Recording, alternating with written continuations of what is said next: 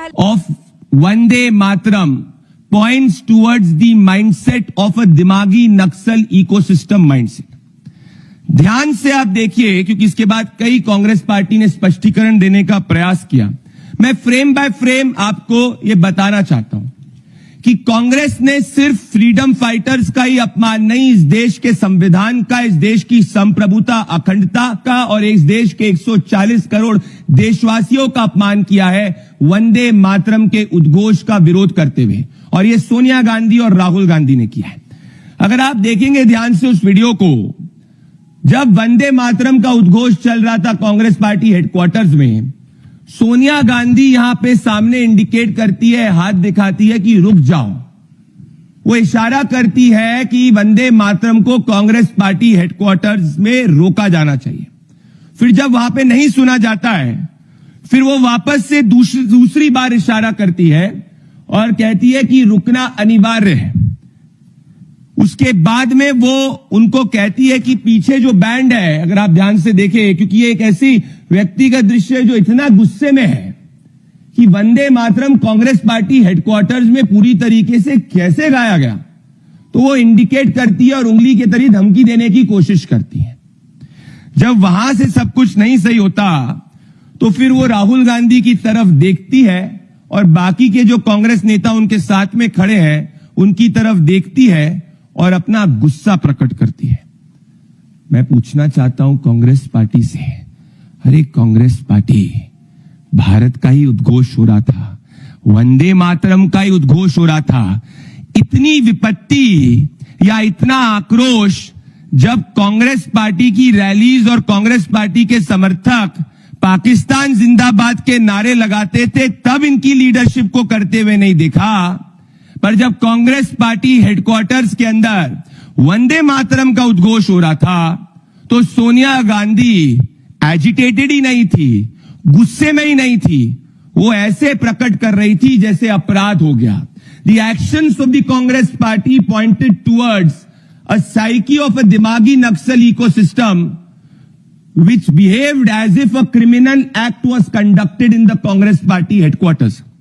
ये यहीं तक नहीं रुके, उसके बाद जब वंदे मातरम का उद्घोष कंप्लीट होता है, ये लोग साथ में मिलते हैं। यहां ध्यान से अगर आप देखेंगे, खड़गे जी हैं, सोनिया गांधी, राहुल गांधी है, और सुनिए राहुल गांधी क्या कहते हैं, और मैं आपको प्ले करना चाहता हूं।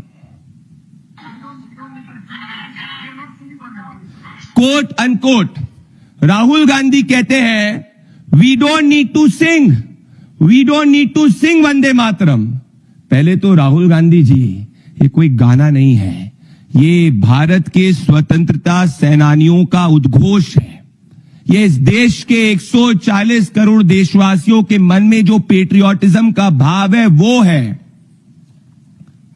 उसके बावजूद राहुल गांधी और सोनिया गांधी इतने गुस्से में रहते हैं कि राहुल गांधी जोर जोर से चिल्लाते हैं कि we do not need to sing Vande Mataram. तो मैं राहुल गांधी से पूछना चाहता हूं, राहुल जी, हर देशभक्त नेशनल सॉन्ग ही गाता है और हर देशभक्त नेशनल सॉन्ग का ही उद्घोष करता है, पर यह मानसिकता कांग्रेस पार्टी की है जिसको हम दिमागी नक्सल कांग्रेस मानसिकता कहते हैं। जिस मानसिकता में इनको वंदे मातरम का विरोध करना होता है, जिस मानसिकता में पी चिदम्बरम अपने आप को प्राउड टू बी अ दिमागी नक्सल कहते हैं, क्योंकि हिडमा जैसे नक्सल आतंकवादी का समर्थन कांग्रेस पार्टी करती है, यही वो मानसिकता है जिसमें आर्टिकल 370 का जब एब्रोगेशन किया जाता है तो कांग्रेस पार्टी इसका विरोध करती है। ये वो मानसिकता है कांग्रेस की जिसमें जब भी देश हित की बात होगी कांग्रेस पार्टी को गुस्सा आएगा। जब भी रेड फोर्ट पे पूरे वंदे मातरम का उद्घोष होगा तो राहुल गांधी और सोनिया गांधी किस्सा कुर्सी का में इसको स्किप करेंगे, because their heart does not beat for the country, their heart beats for fringe forces. और मैं ये क्यों कह रहा हूं, जहां कांग्रेस पार्टी की सरकार है केरला के अंदर, कल ही कांग्रेस पार्टी की केरला की सरकार ने वंदे मातरम के उद्घोष को एज ऑफिशियल फंक्शन स्किप किया। सो जो सोनिया गांधी और राहुल गांधी ने सोचा उसको लेटर और स्पिरिट में कांग्रेस पार्टी की केरला की सरकार ने इंप्लीमेंट किया। तो ये कोई कोइंसिडेंस नहीं था, ये कोई इत्तेफाक नहीं था। और कांग्रेस पार्टी का जितना जस्टिफिकेशन है वो इस बात पे झूठ साबित होता है कि उनकी खुद की सरकार, जहां पे उनकी सरकार है केरला के अंदर, वहां पे वो वंदे मातरम का विरोध करते हैं और वंदे मातरम को स्किप करते हैं। और राहुल गांधी उसके बाद इतने आक्रोशित हो जाते हैं कि जोर जोर से सोनिया गांधी के साथ में चिल्लाने लगते हैं कि we do not need to Singh